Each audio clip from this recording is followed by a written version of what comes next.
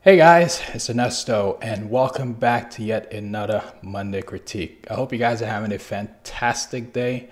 I'm having a wonderful day, especially wonderful day today because we have a great guest. I just want to go through some basic housekeeping really quickly before we jump into the show, just to make sure that there's no audio issues or video issues or anything like that. So I do apologize for last week that we didn't have a show. I was in New York, so we didn't, have any Monday Critique. On this channel, what you'll basically find is BTS footage on lighting, posing, composition, and post-production. I also do 2 live broadcasts every week. We do the Monday Critique, which is this show that we're doing right now.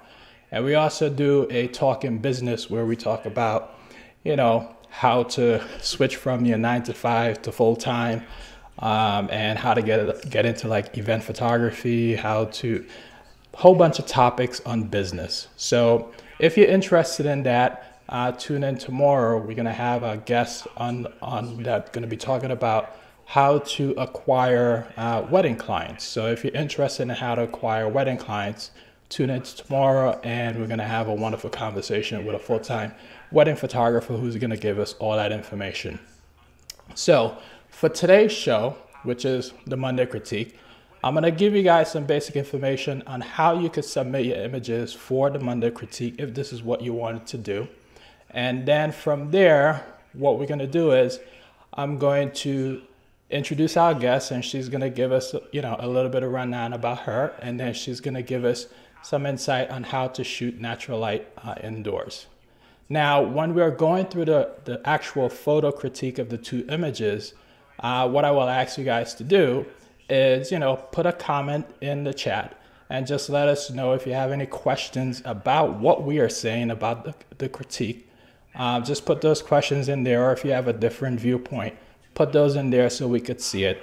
But when you do put it in there, just put question in front of it, so I know that is a question when I'm going through the questions. The same thing when Irene is going through her points about how to shoot natural light indoors. If you do have a question about what she's saying, put a question in front of it so I could see it. Now, let me show you guys how you could submit your images, and then we're gonna get into the show. Okay, so I'm gonna switch to my desktop. This is where it gets a little bit awkward because I'm gonna go from here to there. So I'm going to switch to my desktop here.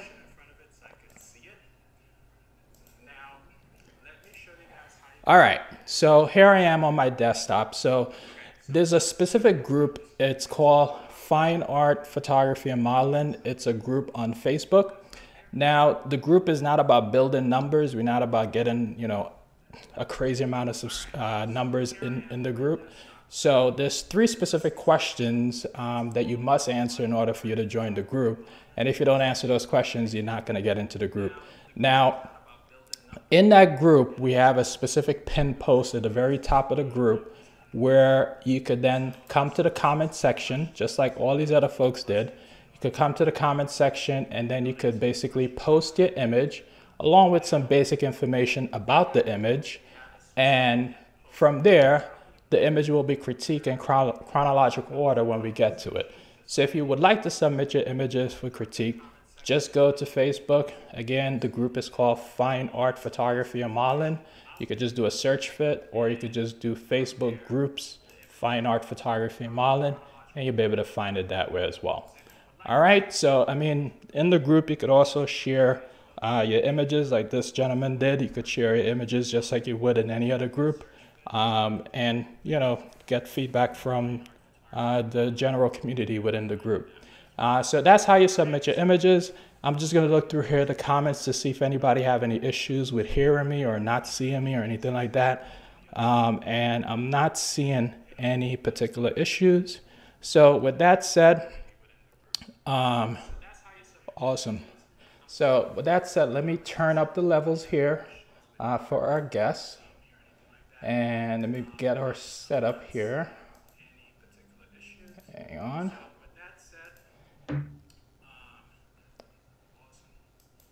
All right. Irene, how are you? Hi, I'm good. How are you? Excellent. I'm going to ask you to do me one favor before we begin. If you don't mind turning down the volume on your side. Turning down the volume? Yeah. Hmm. Not sure how you do that. On Skype? Okay. Never mind. Again, I did that on my side. I did that, what, 2 weeks ago? Never mind. That was me. I had it on. I was being a bad host and it was just coming through my head. I'm like, what the hell is that noise? Anyways, how are you, Irene? How's everything up in Canada? Everything's good. We actually have pretty nice warmer weather this week.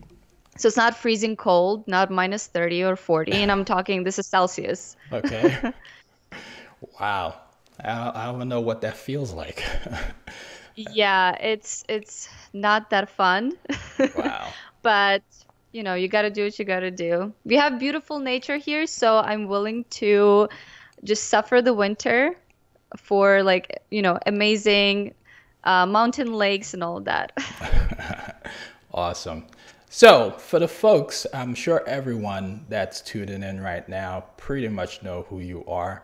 But why don't you give us a quick elevator pitch on who you are, and then we'll jump into the presentation for today. Yeah, hi everyone. My name is Irene Rudnyk. I am a fine art portraiture photographer and a content creator here on YouTube. I'm super excited to do this live stream. Keep in mind, I don't really normally do this. Well, I've done some like casual live streams on Instagram, but not really something more professional like we're doing right now. And, English is not my first language, so hopefully I'm gonna say everything right and nothing funny is gonna come out. Like my accent sometimes tends to act up a little bit. And yeah, thank you, Ernesto, so much for giving me this opportunity to come on your channel and do this live stream.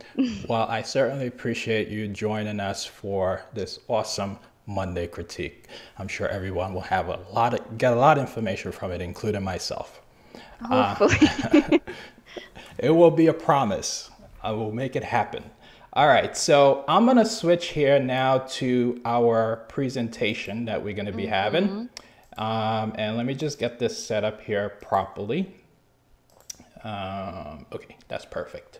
Okay, so I'm going to begin here and I'm just on the very first slide. So I'm gonna switch this over.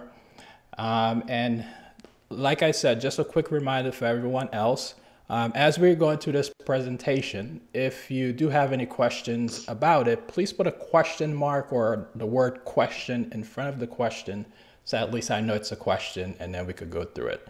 All right, so Irene, it's all you. All right, so I thought today we can talk a little bit about indoor portraiture and using natural or available light. I remember when I first started photography, I still lived at my parents' house and I didn't have that much space to shoot. And as I already mentioned, winters get really, really cold and horrible here. So a lot of the times shooting outdoors was just not an option and I had to figure something out. And also at the time when I started out, I didn't really have access to any professional lighting or equipment. So I just had to do with what I had available. And that was just a small room and some window light. But I think that really helped me out with what I do now. Just with my career in general and help me out with being more creative. The more challenges you have, I think, the more creative in the end you're going to end up. If you find the solutions to your problems. So yeah, the first thing, so we can do the next slide. I'm going to be talking about why I prefer natural light when it's available. So after I did photography for about a few years, I had access to a studio where I did a lot of different types of photography. I shot with soft boxes, speed lights. We used honey badgers a lot. I used ring light. We tried experimenting with gels and all of that stuff. And the more I used it, the more I realized that I just really, really love natural light.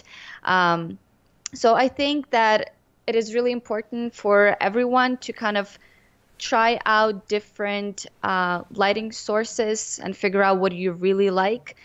Because, you know, just because I prefer natural light doesn't mean that it's the best or it's something that everyone should use.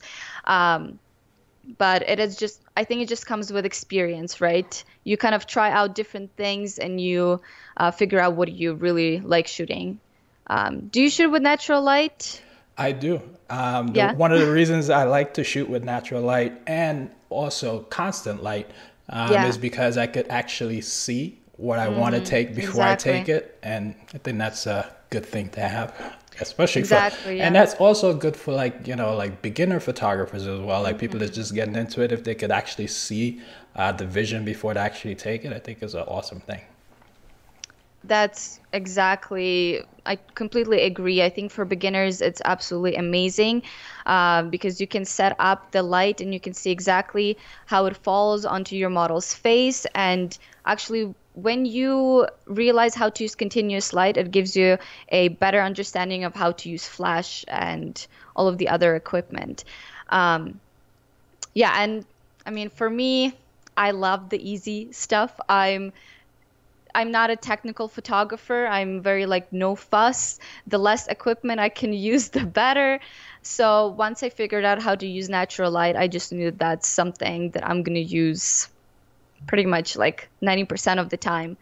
Another thing that I've been researching recently, and I thought it was a very interesting concept, is a concept of like luminosity and how scientifically we perceive light and how like our eyesight can pick up on differences in light.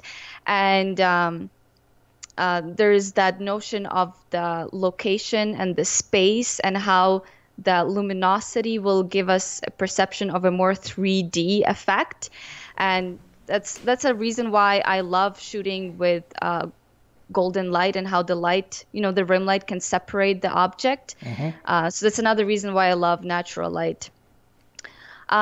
So yeah, we can switch to another slide. I just want to show an image that I shot with just using continuous light. And another reason why I love continuous light is that I think it's very similar to natural. So whenever I don't have the natural light available, whenever it's already past 5 or 6 here in winter time, I just like to take out my I have the LED Quad Star. We have like a really small local store here, and I got this light probably like 4 years ago. It was really cheap. It was on like $150, I think. And it's a very simple setup. It's just 4 big LED bulbs with a quad softbox. And this is how I shot this picture here. So yeah, natural light and continuous light is my all-time favorite to shoot, and I like, as we mentioned, I think it's great for beginners. Yep. Okay, so let's go to the next slide. So ways to set up a background in relation to a model or a light source, in my case, would be the window. And let's go to the next slide here. So in this picture, I set up my model straight on facing the window. I'm standing a little bit on the side of the model. The reason why I usually do that is because I don't want to create any shadows on the model. Because if I'm in front of the window as well, I'm going to cast a shadow onto my model. So whenever I shoot this way, I like to go just a tiny bit on the side. And you know, that creates a more interesting shadow effect, so you're not getting just full on straight light onto the model. And another tip that I can give you guys, I always like to put my backdrop as far as I can to blur it out as much as I can. I usually love the very soft look, so if you want that soft blurred effect, you can put your background really far. This especially works great if you're not using super fast lenses, right? I usually use my 85 1.2, and if I'm shooting at my wide aperture 1.2, I can blur the background really well. But for someone that's not, and if you want to shoot a little bit, you know, not as wide of an aperture, like F2 or something, then you can just put your background further and you will be able to blur it out. So yeah, the further you put it, the more blur you're gonna get. And another tip that I always do is I try to put the model as close to the window as I can. This is where it gets a little bit difficult for me because I am shooting with an 85, and if you have a small space, you know, it gets a little bit harder to put the model close to the window. But yeah, the closer to the window she is, the more light you're gonna get, and you really want to get as much light as possible, especially if you're using just the window light and especially if it's small light. Okay, so let's go to the next one. So in this situation, I actually put the model a little even more to the side of the window. So now her shoulder is facing the window and we're getting even more of a contrasting, like shadowy look. So her shoulder is lit up and then the other side of the face has more shadows, and it creates a different look and a more interesting look, I think. I love playing with the lights and the shadows. And then as you can see, I also turned my backdrop a little bit on the side as well. And yeah, and then the third one, the last slide here, is I completely turned my model sideways now. So she is with her back pretty much with her shoulder completely towards the light. And again, I put my backdrop almost on the side of the window now, and I'm standing again to the side here. And yeah, again, you're just getting even more of a contrasting look here. I think another interesting tip for this one, I think when you were mentioning about bringing the subject closer to the window where they get more light, another thing to consider is for the guys out there is the light fall off on the backdrop. So basically, if you don't want too much light on your backdrop, bring your subject closer and the light fall off will be excellent on your background. But if you want more light on your background, bring the background closer, but then you will lose that blurry effect that you were talking about. Yeah, definitely. And I mean, I'm shooting with a full frame camera, so it's easy for me to kind of recover some of the details if I want to. So even if I put the backdrop further, I can always recover the details in post. But yeah, if someone is not using a full frame camera, it will be a little bit harder. But another tip is just to experiment. This is what I did when I just learned photography. I didn't really go to school for photography, or even at the time where I started, there weren't that many YouTube tutorials. Like the community was there, but it wasn't as big, and not that many people were doing the kind of photography that I really like. So what I did, I just experimented. Experimenting with different backdrops, the way I set them up, the way I position the model. Something that I do actually outside a lot is whenever I'm just not sure of what I want to do, I'll set my model and I'll just circle around my model and I will take a picture on each side of her to see how different the light is and what I prefer. So that's really the biggest tip, is just to experiment and shoot more and try out different combinations of how you position your backdrop and the model to the light source.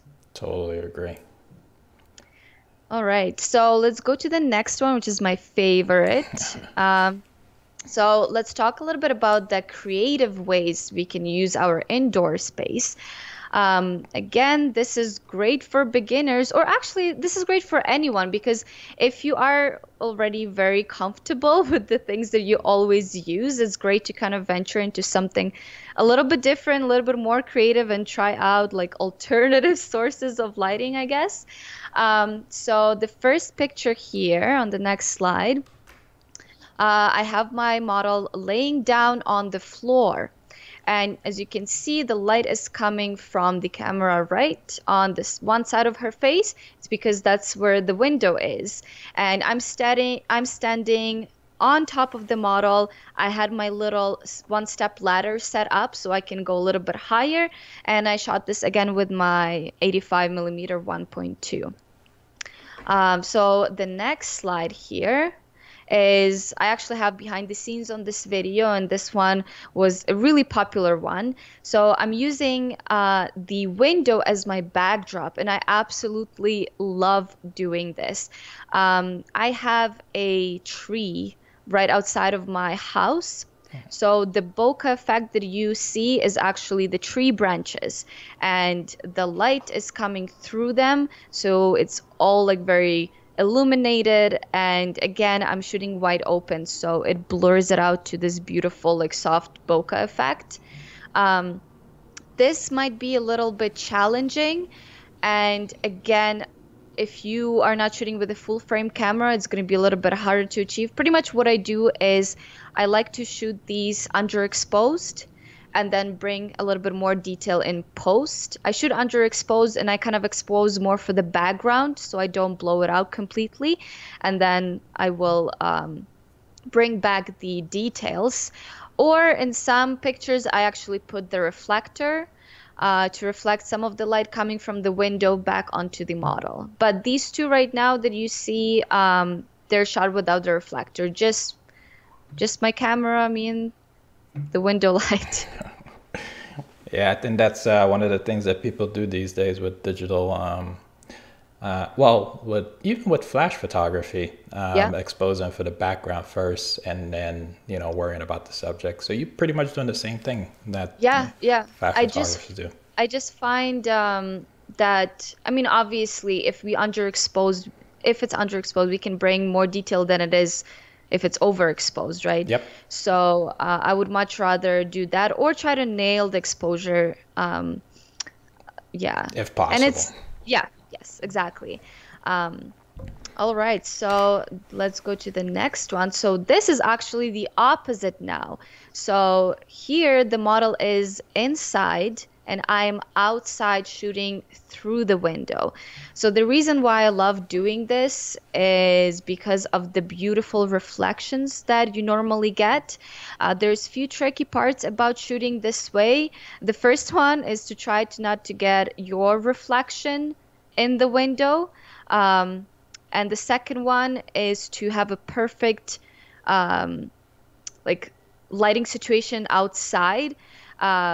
I usually would shoot this either in the morning or after the sunset, or again like later in the day when the sun is really low, so you're not getting really harsh reflections. And this particular shot I shot in the winter time, so here we don't get that much sunlight in the winter, so it was a very gloomy day. And I shot this through my dirty window. I don't know if I don't know if you can see it, but on one of the pictures there's lots of little dust specks. Yeah. I just thought that it gave it texture. kind of a texture and made it a little bit more interesting, more sad and like moody. So if you have a dirty window, I would recommend not to clean it if you want to shoot this. It's gonna give it more character. Okay, so let's go to the next one. All right, so this one right here is a very old picture of mine. I think I shot it either 2014 or 2015, and this is with my sister, and this is when I still lived at my parents' house. So this is shot in the bathtub, and the lighting that I used is again my LED Quad Star, the $150 little LED lamp. And I set it on camera. I don't actually remember exactly. I think it was on camera right, just really, really high up and positioned onto the model like this. And so we had these old curtains that my mom was about to throw away. And I was like, no, let me have these. So I taped them on the walls around the bathtub, and then you can see them kind of draping inside and out because the bathtub itself wasn't as pretty, so I needed to cover it somehow. Pretty smart. And again, and it made for a really like interesting picture. And then the water is blue, and we just used some acrylic paint, just a tiny bit of acrylic paint mixed with water. And then the next one to it, I'm just using some candles. And that's it. And that's what we used for the light source. It was a little bit dangerous, I guess, because we have a lot of fabric and like candles floating in the water. But you know, I always do stupid stuff for pictures, so it was worth it in the end. I definitely agree. And yeah, this is something that I always encourage people to do. On one of my workshops, I teach on how you can exercise your creativity, because I do believe that everyone is creative and everyone has the ability to be creative. So one of the exercises that we do is we try to come up with as many everyday regular objects that you have in your house, your apartment. It can be absolutely anything. Like here, you know, we use the bathtub and like curtains, right? You can use a mirror, a fork, a spoon, a candle, a vase, a window, a carpet, whatever you want to use, a chair, and make it useful in your pictures. And it can be used in any way to reflect something, to put in front of your lens, to use it as a prop. But it has to be a very regular, everyday object that you wouldn't normally use in your photography. And that way, again, you will exercise your creativity and you will think out of the box, and it will help you in the future on your other photo shoots. Yeah, I love these images. When I saw these were awesome. I recently took some pictures in a bathtub about a few months ago, and it didn't look anything like this. I should have seen these images before I took those shots. Try just putting a curtain in there next time. Yep.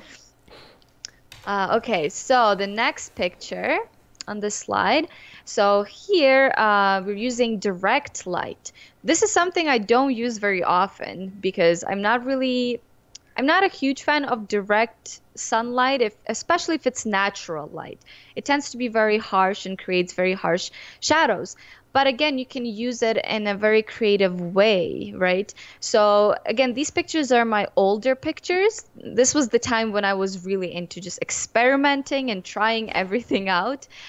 So the first picture is shot in this was a very, very small room. This was my old office room. And I mean, it was tiny. It pretty much fit just my office table, my computer, and like a little shelf.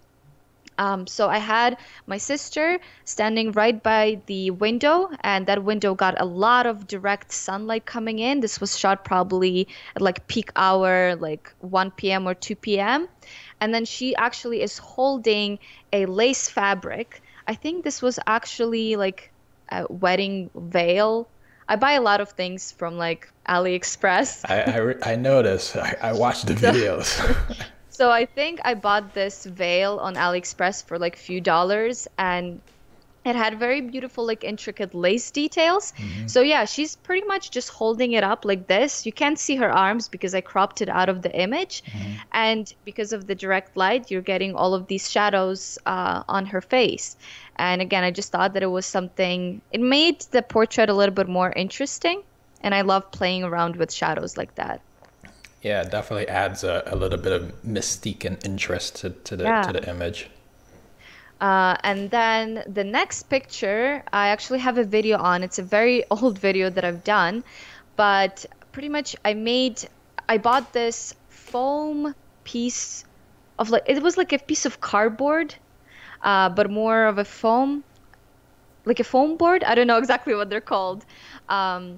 But I got it from a dollar store. It was probably like 1 meter long and like a 0.5 meter wide. And I put a bunch of dots in it, just like perforated bunch of dots in it just with my pen. And then I placed it on top of the window that again had direct sunlight coming in. And that way we made kind of like this little thing that directs. Yes, we made the pattern that just kind of is directing at the model's face. And you can create any patterns you want with like a foam board, and it's super cheap little thing that you can make for yourself and create more interesting portraits. Yeah, interesting use of a gobo. You make your own gobo. People buy those things, you know. And you made your own. Okay, so let's go to the next one. This is the last one in the creative thing I think that I put in. So this one is another one from a recent video that I did. And here I used a window light. You can see pretty much the model is lit up by the window, and the window light is more cool tone. And I really, really like that with the contrast of all of the warm fairy lights that I used. So, I mean, fairy lights, Christmas lights, whatever you want to call them. Again, I got these from AliExpress. I think they were about $30, and it was a 5-meter long string light. So it was a really good deal for what I got. And yeah, I have it behind the scenes on it. We pretty much taped a bunch of these lights to the ceiling. The model helped me out with this. So we had all of these lights draped on the sides of my model, and I grabbed one of the strings and holding it up close to my camera. So that's the little bokeh balls that you can see are a little bit bigger. Yeah, so this is how this picture was created. Again, all we used was a $30 Christmas lights to create some interesting effects in your pictures. Very creative. Yeah. All right, what do we have next? Oh, right, I have more. I put more stuff in there. This picture right here with the mirror is actually a very, very recent picture. I'm gonna have it behind the scenes coming up on it very soon. And this is something that this was a challenge for me. There's this photographer that I really, really like. His name is Georgy Chernadyaev. I'm not sure. He's Russian. Okay. I'm not sure if I'm saying his Georgy Chernadyaev. Okay, this is how you say it. And he photographs with like table lamps a lot. I've seen this in a lot of his pictures. He likes to mix the window like natural light with the more warm tone like table lamps. And I just absolutely love that because just like in the previous picture, the cool and the warm together mixed just looks so beautiful to me, and it adds so much more interest to the image. So I really wanted to try this out for myself.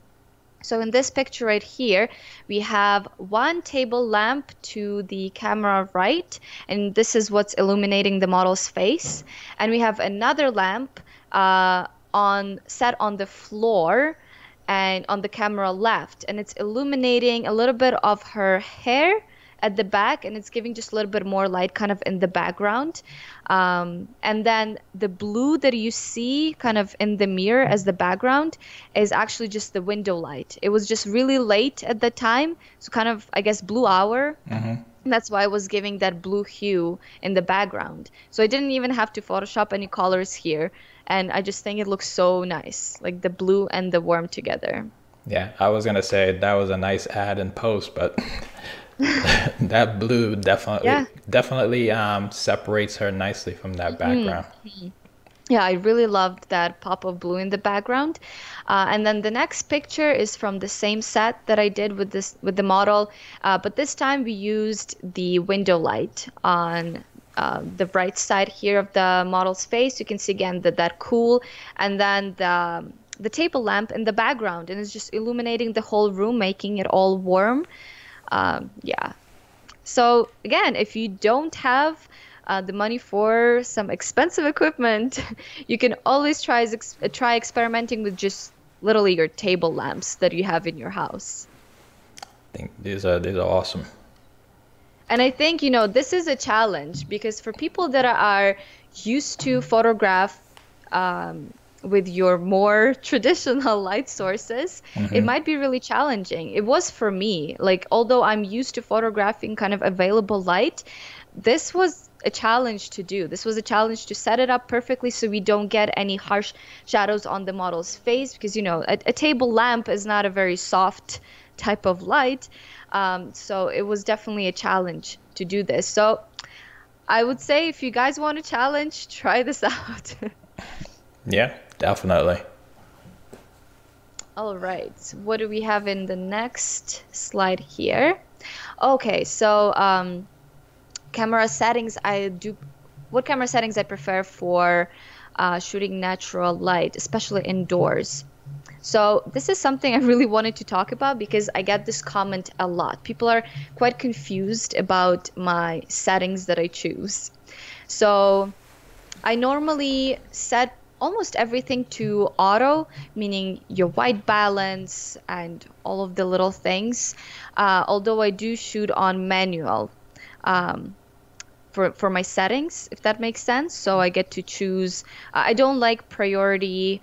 Aperture priority. Yeah, I don't like aperture priority. At some point, someone was, one of my friends really loves shooting at aperture priority, and he would always tell me, why don't you shoot that? It's so much easier, because I like to shoot pretty much at 1.2 all the time. So I just set it at that, and that should take care of my shutter speed. But I found that it doesn't really suit of my workflow, and I really did not like working in aperture priority. I prefer manual. I love to set the shutter speed to exactly what I want.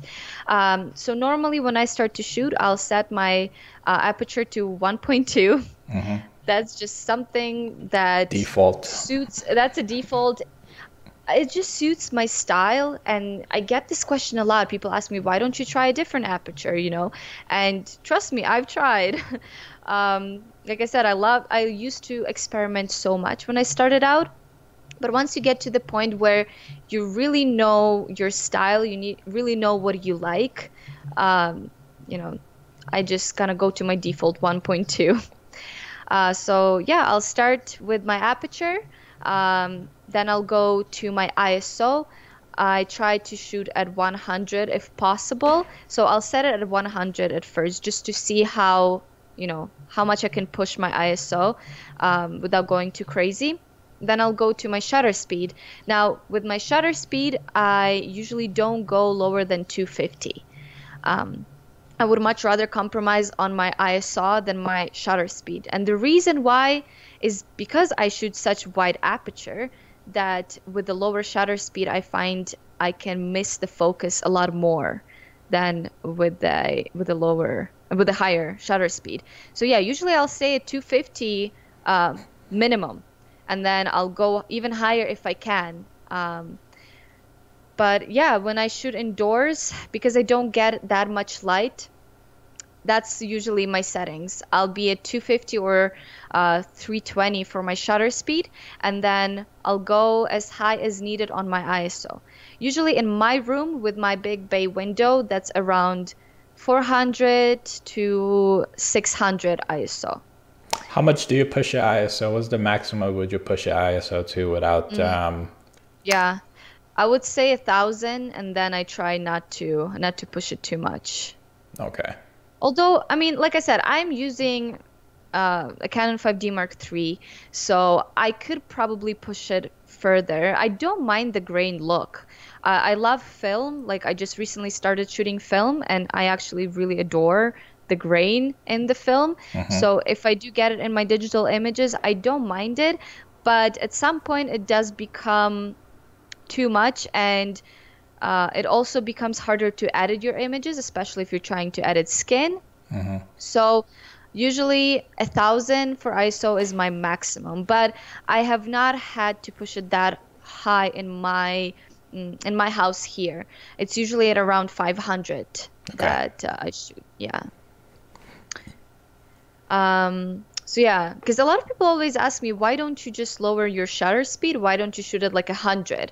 And in my situation, I absolutely can't. If you ever seen the 85 millimeter lens, is absolutely huge. It's super heavy, and if I'm not using a tripod, I feel like I'm gonna just miss the focus on all of my shots if I shoot at 100 for shutter speed. Yeah, I dropped my 85 1.2, and I don't think my focusing is that great anymore. I think I need to get it fixed. Yeah, I can't. That's why the shutter speed is very important. And this is actually a good tip, because people always ask me, how do you shoot at 1.2 and get it in focus? And I think a lot of people shoot on auto, especially when they're just starting out, if they're beginners, because I feel like, beginners usually ask this question, how do you get it sharp? And I think the settings are very, very important in getting your pictures sharp, and specifically shutter speed. This is what I've noticed, and in my experience, if I shoot at very high shutter speeds, I have absolutely no problem in getting my pictures in focus, even at 1.2. If I'm shooting lower shutter speeds, then there is a way bigger chance of me missing my focus. Got it. All right. My favorite lens is for natural light portraits. I mean, if there's any of my subscribers, they probably know my favorite lens. And that's the Canon 85mm 1.2. The reason why I bought this lens, and I bought it a while ago, I bought it when I still had my 5D Mark II. I just saw so many of my favorite photographers using this lens, and I knew that this is the look that I'm going for, and I absolutely had to have it. And yeah, it's my all-time favorite lens, and I've tried the 50mm, I tried the 135. I just feel like nothing compares to the 85 1.2. Is like a magical, I don't know what's in it, but it just creates magic. Do you shoot mostly fixed lenses, or do you have a lot of zoom lenses? My favorite lens that I use is my 70 to 200 2.8 lens. That's my go-to lens. My secondary lens is my the 85 1.2. I used to have a 24 to 70, the Canon one, and I sold it because I never used it. I don't know what it is with me and zoom lenses. It just doesn't work for me. I need a fixed lens. So I have right now pretty much all I use is a 35mm and the 85mm lens. I have the Sigma 35 1.4, and I love using it, but the 85 is amazing. And another reason why I love using 85 indoors is because it's not as wide and it doesn't capture everything in the room. So even if your backdrop is really small, you will be able to use something like 85 or 50mm with no struggle. If you're using something wider like a 35, then a small backdrop won't work because you're going to see all of the edges, and then it's going to be a lot of post-production for you. So that's why I love using 85. Before I had all of my backdrops, I used to make them myself, and they were just made out of like white photo paper, like backdrop paper that I painted with my sister. And some of these were pretty, what is it? Not white, opposite of white. Opposite of white, black? No, wide. Oh, wide. Oh, narrow? Narrow, here we go. See, this is when my English gets not as good. But some of these photo backdrops were really narrow, and that's when the 85 was really good because it doesn't take as much into the picture as like a 35 or a 50mm would. That's why I love using it in small spaces. Another reason why I actually love this lens is because it goes as far as to 1.2. When you're shooting in very low light situations, like using a window light in a smaller space, it really helps to lower your aperture to, as low as you possibly can, because then you're opening up your lens and it can catch as much light as as it possibly can into the lens. And then again, you don't have to compromise on your ISO or your shutter speed. Yeah. Faster lens, faster money too. True. You see, no, I totally agree. These lenses are not cheap, that's for sure. But I think it's definitely worth the investment. I mean, it depends on what you want to photograph. If you do the type of photography that I like to do, if you like shooting with natural light, I think it's definitely worth saving up a little bit more and getting the lens rather than having a lot of different lenses that don't give you that 1.2. What would you recommend for people to get the lens first or the body first? Like if they wanted to get like the, you know, the 5D Mark III versus the the 85 1.2, what would you say to them? I would say the lens 100%. I actually I was shooting with I did this video where I shot with my very first camera, and that was the Canon XSI, Canon Rebel XSI with the kit lens. That was my very, very first camera. Right now, I think you can get it for like $300 or something. It's very, very cheap right now. And I actually put my 85 millimeter on it, and it still took great pictures.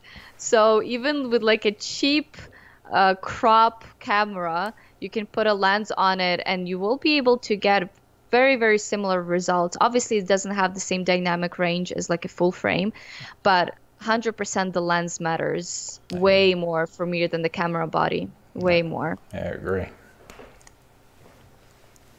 And I mean, I know people are probably going to argue because I'm not a technical photographer. To me, like if the body just takes the picture, that's it. I'm more about the look. Like I care about what the picture is going to look like rather than how far can I push the shadows in here, or will I have like the crazy fast autofocusing, or all of these like little things, right? I care so much about the look of the picture. That's why I would choose the lens for sure.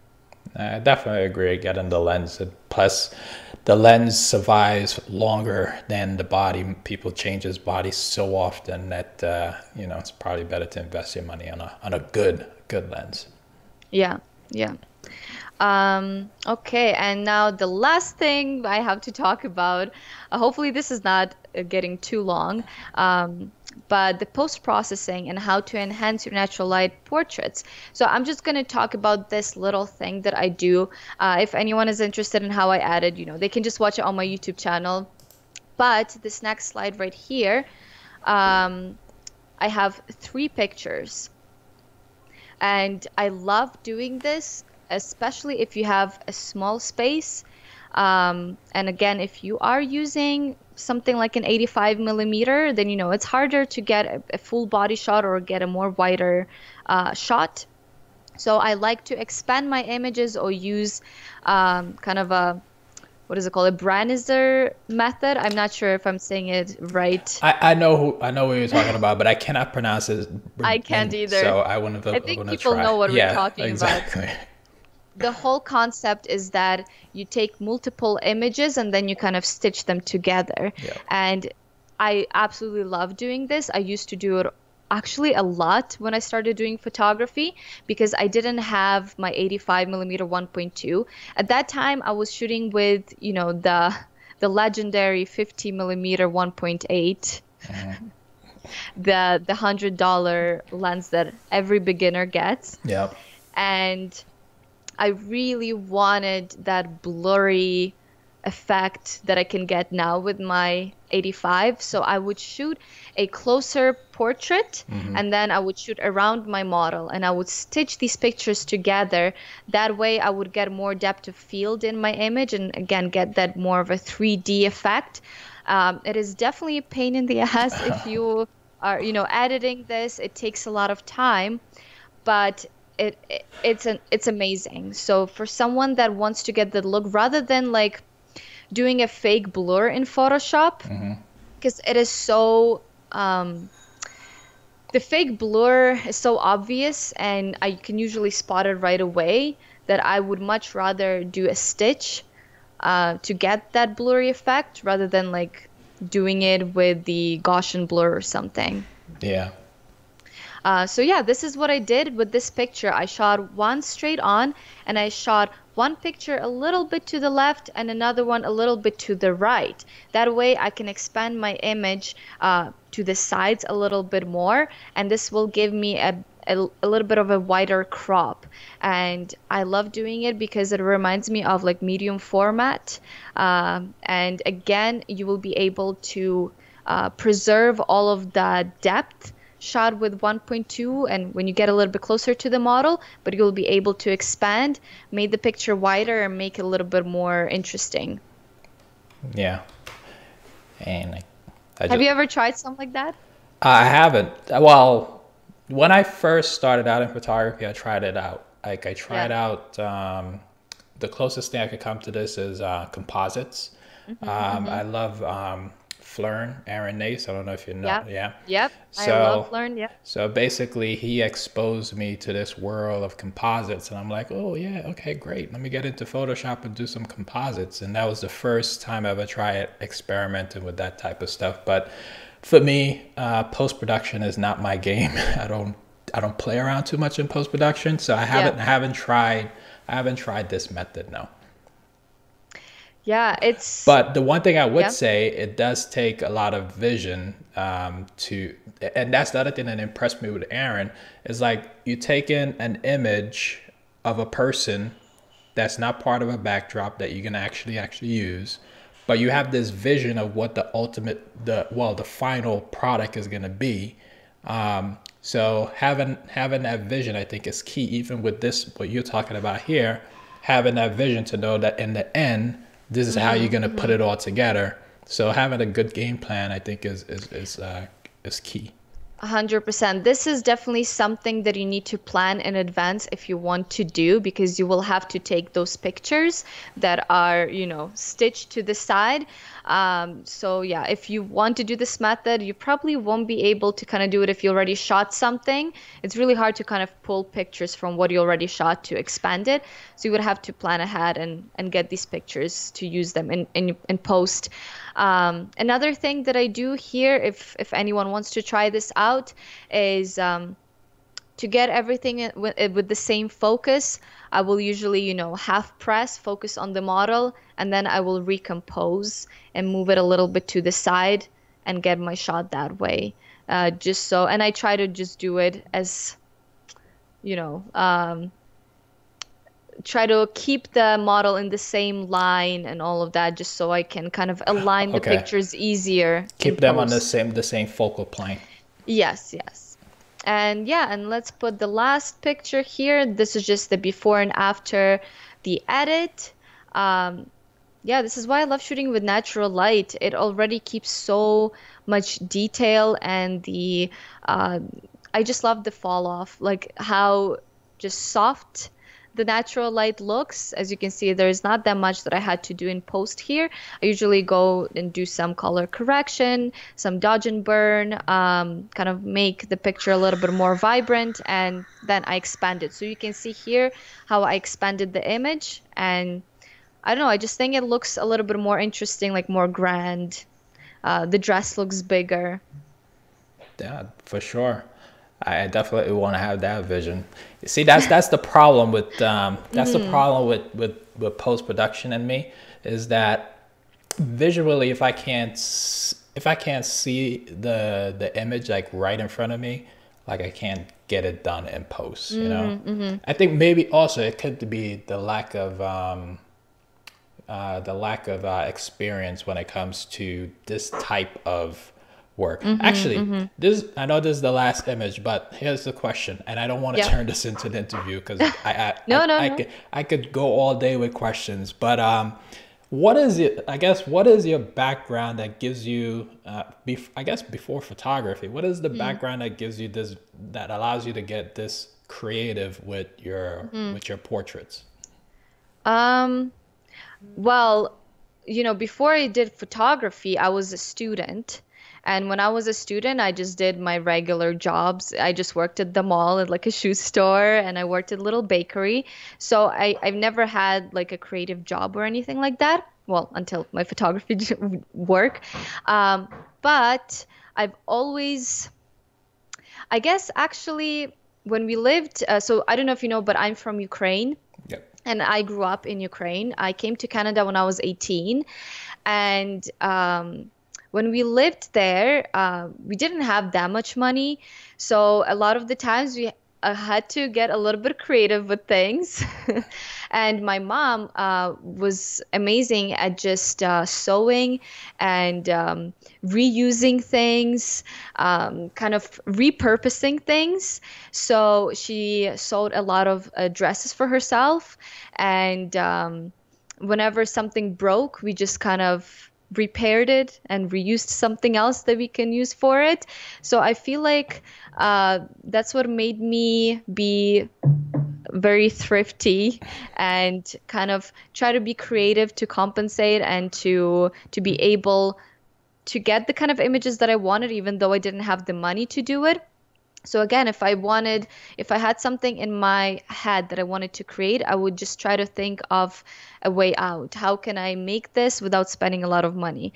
Some of my very, very old work, there's this one picture that I had with my sister where she is wearing this like big dress, and it's not even a dress. It was just a cloth that I found at Fabricland that they had on sale. A lot of the times they'll have just pieces that are left from the big roll that they sell for really cheap. So I think I bought it for about $5, and it was just a big piece of like floral fabric. And what I did is I kind of put it to her body and bunched it up in a few places, and I scotch taped it at the back to kind of keep it in place. So I kind of made a little dress out of this piece of cloth and bunch of scotch tape. But yeah, but in pictures, you know, you can mask things and you can make things seem not what they are in real life. So that's what I love about photography, is that you can really get creative and you can use, you know, things that you wouldn't think that that's what it was that you used in the picture.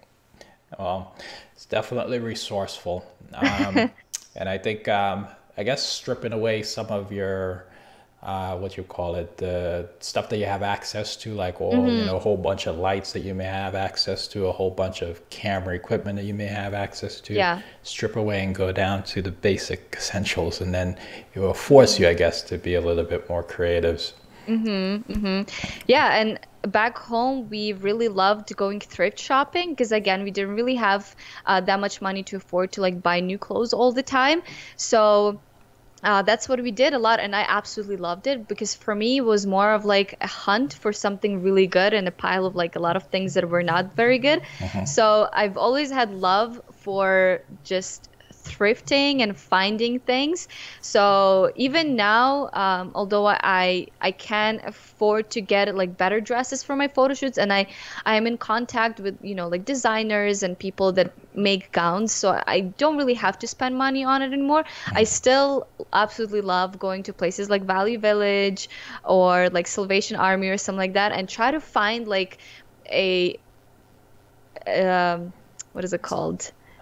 A treasure, you know, trying to find a treasure within like a pile of bunch of stuff that you don't really want, that are not very nice. Yeah, totally get that. All right, so I was at this point going to go to questions, but I think there's a lot of I'm looking here. Yeah, I was trying to look through the comments. Yeah, and there's a lot of conversations happening, related and unrelated. So we're gonna skip over the questions for a minute, and we're gonna just go straight into the critique. The pictures. I actually forgot to put them up on the screen. Well, now's to give you a good time to put that up. All right. Yes. I'm going to switch over here for a minute, guys. Now, we are going to be critiquing two specific images today. And when we critique these images, if you guys have any questions about these images, please put those questions in the comments. Now, if you had any questions about Irene's presentation, I'm going to try to circle back to those questions. So I guess copy and paste the questions again. So that we could, you know, address it. But what I want to do is just get into these two images that we're going to critique. And then after this, we're going to jump into all the questions that you guys have about not only the presentation, but even the images. All right.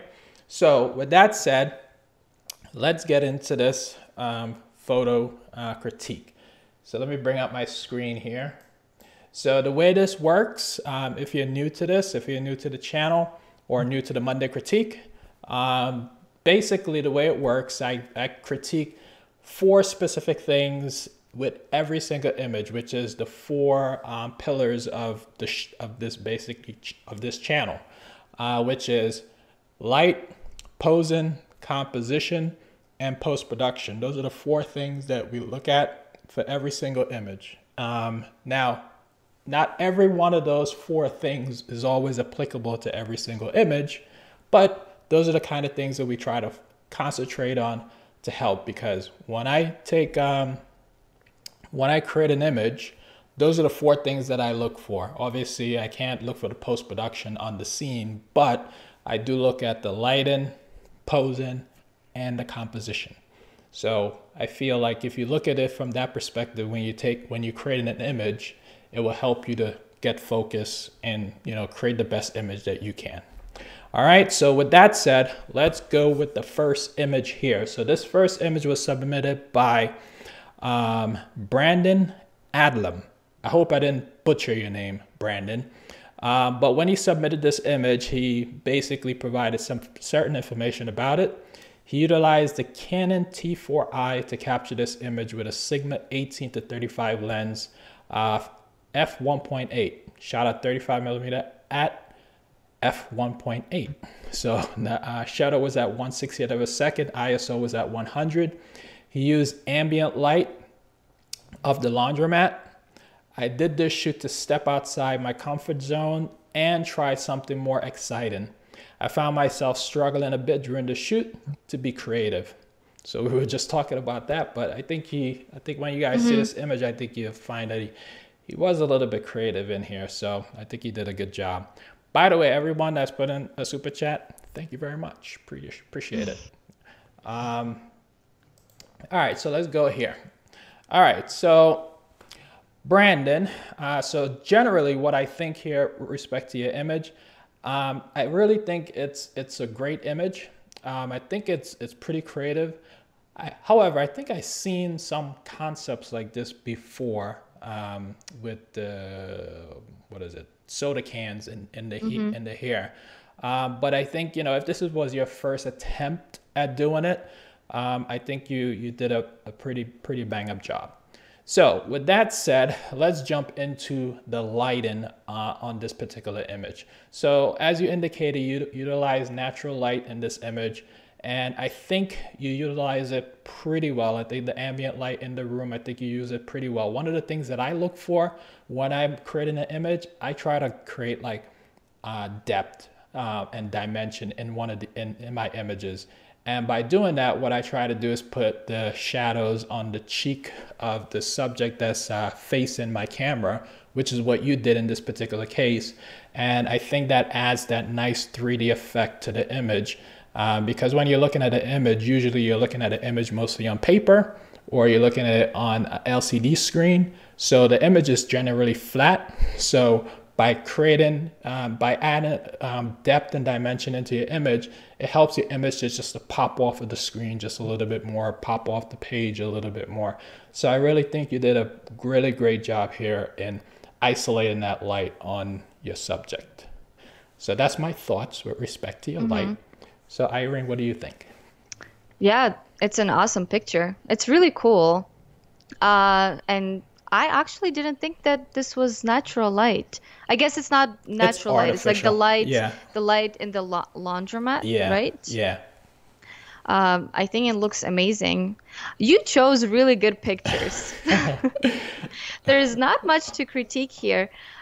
With the light, my only little thing is that some of the blacks are really crushed, and I don't mind it on the sides of an image. But when you get to her cheekbone, it gets super dark going into her neck. And my only thing is that I cannot see her neck. Like, it just completely goes black. Actually, let me see if it's just, yeah, no, it just completely goes black. And so that's my only thing. I would love, I can see a tiny bit of the light on her neck. I don't know if you can see it just right there. That's the reflection. You think that's just the reflection? Yeah, that's the reflection. I would love to see just like a tiny bit of light on there, tiny bit more. And I know that it's, I mean, it's pretty hard because if he was shooting just available light, then, you know, there's not much you can do here. But maybe bring it back in post instead of like crushing the blacks so much. So we can see just maybe a tiny bit of the neck there.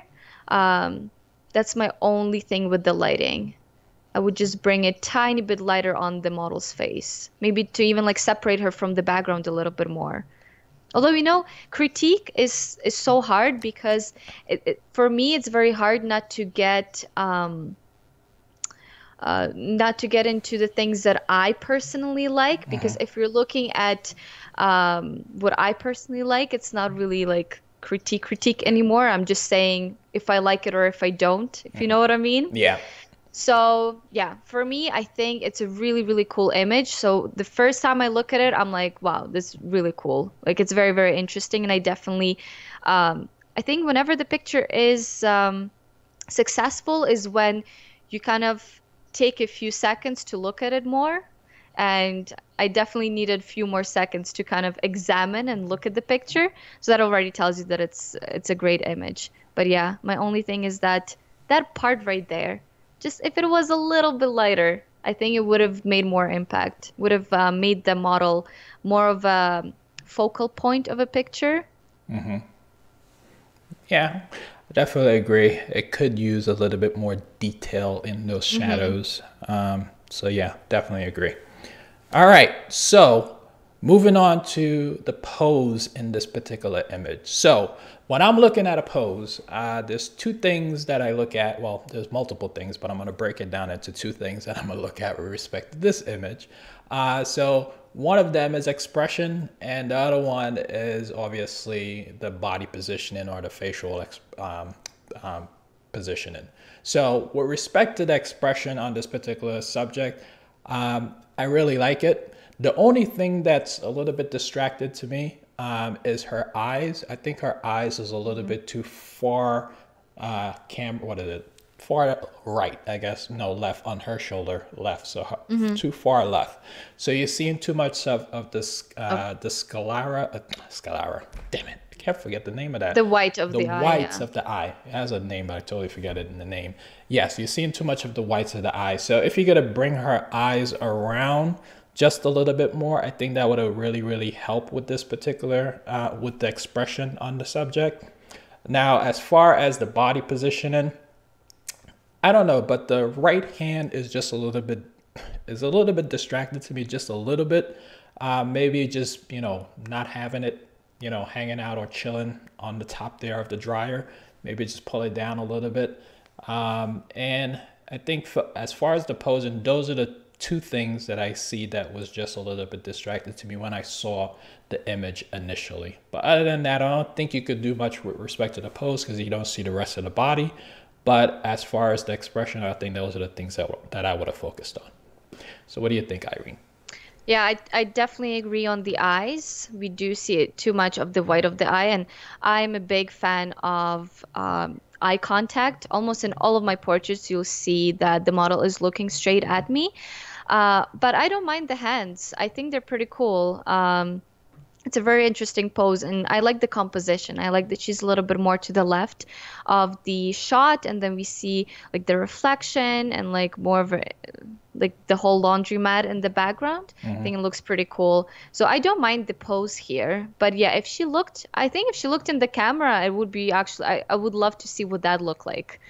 You love the connection. I do. I find portraits are, to me, you know, whenever you do a portrait, it's literally just the face, and maybe like here you have the arms in there. You really have to make your viewer engaged, and I just love when the model is looking straight at the camera. And this model is beautiful, so I would love to see her just looking straight at the camera. I agree. Great tip. So let's move on to the composition in this particular image. So from a compositional perspective, I think if you were trying to get like all I mean, this is all about intent, right? So if this is your intention to get all of the laundromat, I think you accomplish your goal with respect to that. The only thing I would have loved to see a little bit more is a little bit more play with the fact that she's being composed within this door. It would have been cool if I could see like all the other doors going down the line. I think that would have been a nice little composition. And I think maybe, you know, if the door is not really telling a story, maybe cropping on her face a little bit more to isolate her. But other than that, I think I'm fine with what you're doing here. So that's all I have to say with that. So what do you think, Irene? Yeah, I love the composition. As I already said, I actually do like the door just like how it is, just a little black at the bottom there. And then her being a little bit more to the left. I rarely shoot landscape. I'm so used to just shooting portraits. Yeah, but I think the composition here is really nice. It's really like dark and moody. My only thing, I don't know if we were talking about this, like the styling and all of that. No, we didn't. Because I always look at that. So for me, uh, whenever you're styling something like this, which is like, you know, you don't normally see people with like soda cans wrapped in their hair, right? So it's supposed to be something a little bit more, I guess, creative, avant-garde, and like different. So it has to like match with the theme a little bit more for me. Like either her shirt needs to be a little bit different because she's wearing a pretty regular like striped shirt, and then she has these like soda cans, you know, and then she's in a laundromat.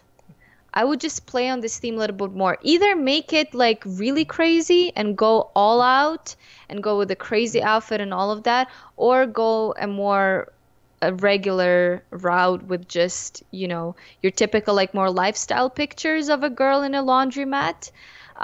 So yeah, for me it's just like just a little bit confusing. Like it's a really cool picture and I love looking at it, but it just doesn't make too much sense with like the storyline, if you know what I mean. Yeah, do you suggest getting rid of the striped shirt?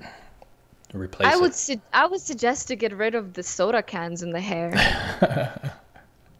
I would just take that out. Like honestly, look at this picture and imagine no soda cans in there and just her hair down or whatever. I don't know what her hair looks like without the soda cans. Like I think it would be better because sometimes if you put things in that don't really make sense, it makes it more distracting and you're just kind of like confused. Like you're looking at it, but you're just confused, right? I think it would be more of a really cool portrait if we just took those soda cans out of there and you would focus more on like the model and her face a little bit more. Yeah. I think this concept, the soda can concept, is something, like I said, at the top. Does it come from like Lady Gaga music video, I think? I don't know. No. Actually, I think I've seen it before the Lady Gaga thing. I guess it's like a pin-up thing or something. Maybe. But I'm saying if you're going for a pin-up thing, it has to be more pin-up. Yeah. Oh. You know what I mean? Go wild with it. If you're gonna go wild with it. Yeah, I would just say if you're going for something like more creative and interesting, just go with it and make it crazy. Like put her in a weird outfit or something. But yeah, or even if she just didn't have the shirt or like a strapless thing, maybe. But yeah, for me, I would just take the cans out. I agree. And now I need to add like a little segment of styling. I'm not a styler, but you know, I need to add now a little segment because that was interesting. You know, that would be something that I would never talk about, but you know, it's an important point. I think just in general, guys, you know, for guys, it's a little bit harder to think about styling, and yes. I see that normally, you know, they rely mostly on like the model herself, or if you have a stylist or the makeup artist, right? Like you usually do, you know, give this role to like the girl, but it's not as hard as the guys think it is, and I personally love styling my photo shoots because I feel like it gives me more control over what I'm photographing. This is you know, even now, sometimes I won't even get a makeup artist and a hairstylist and I'll do it myself, because it happened to me many times that I've had a makeup artist do something that I did not envision and I had to photograph it. And I feel like it happens sometimes with guys as well. If you just rely on the model to bring her own wardrobe, she might not bring what you wanted and what you envisioned, or she might not look in it the way you wanted her to look, and then it just kind of, it can ruin your image or your concept. So I would suggest always having, you know, or even to try styling it or having some options that you thought of yourself. I now yes, I will have to basically you know, apply that to my arsenal. I definitely agree. I mean, there's been some instances. There's only a handful of makeup artists and hairstylists that I could actually rely on to give me what I need. But yeah, right. You know, it's something that we should all have in our toolkit, if you would.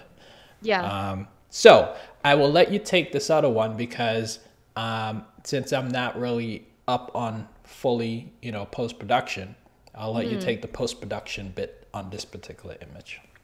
Okay, so on post, I love the colors. I love how it makes it like very moody, and I love the really contrasting look that he gave this. The only thing is, again, how I mentioned with the neck, I think it could have been fixed with a little bit of post-production. Just kind of pull the shadows and blacks up a little bit on the neck. And if you don't want to do this on the whole image, if you want to keep it as dark and moody everywhere else, you can just, you know, layer mask her neck and make this a little bit brighter. And another thing that I noticed, let me pull it up on my so I don't have like a really good quality picture here, but from what I can see, I'm pretty sure he used frequency separation. I don't know if you have this information or not, if he did No, or he not. he didn't put it in here.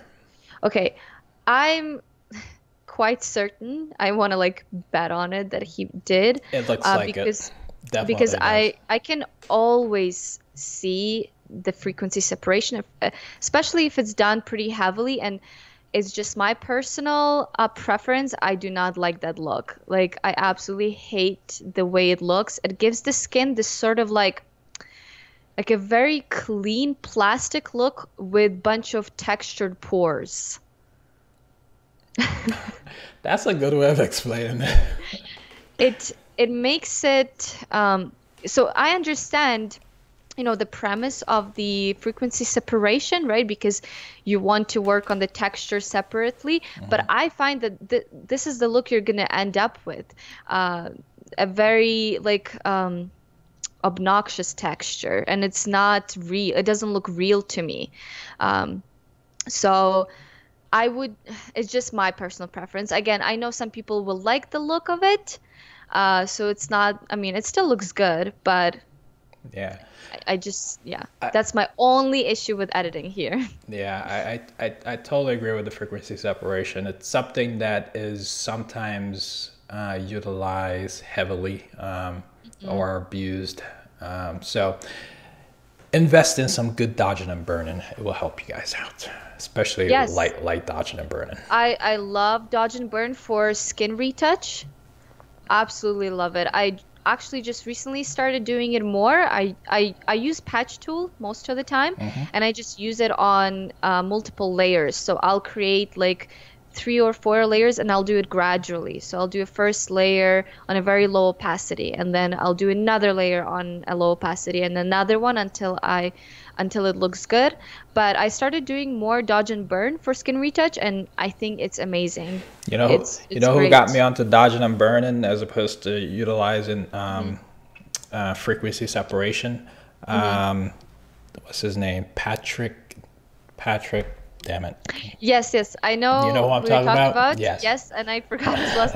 It's some Yeah, starts with I'm with gonna N, I'll and I butcher forgot. it. But anyways, he's a retoucher, and he got me on to, you know, doing dodging and burning more as opposed to, you know, frequency separation. So practice. That's all I could say. It took me a year to really, and I still don't have it that good, but it took me a good year to really understand it, and now I'm just building on it. So Yeah. yeah. It definitely takes longer, and you have to be very like meticulous with it, but it's definitely worth it because it makes the skin look so amazing.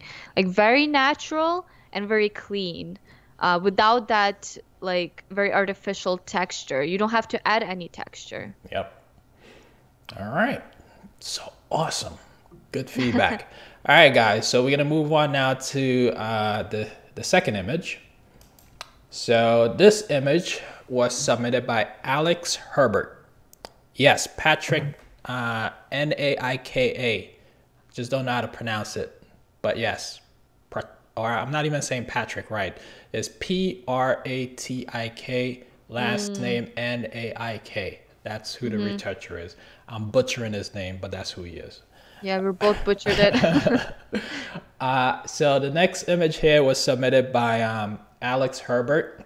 So he used 2 bare Godox flashes, one in front of the subject, camera right, one behind the subject, camera left. He used a Sony A99. I thought it was Sony A9, not A9. Is that A99? Maybe it is an A90. I don't know. Tamron 70-200 2.8 at 110, and his f-stop was at f3.2, and his shutter was really low. Oh, well, I guess bringing the ambient, it was at 1/40th of a second. So those were his settings with respect to his camera and this particular image. So let's begin here. So the first thing when I saw this image, I was like, Sin City. Wow, I was like, yeah, this is like a Sin City type of image. I love the lighting on the subject. The one thing that really annoys me with my images, I don't know if it annoys him or not, but the one thing that annoys me with my images, let me just make this bigger for the folks to see. So the one thing that annoys me with my images when I'm capturing it, and I'm gonna circle it here for everyone to see, and I try as much as I can to get rid of it. Sometimes I'm successful, sometimes I'm not. So when I'm using a rim light behind the subject, I hate when the light hits the subject's cheek.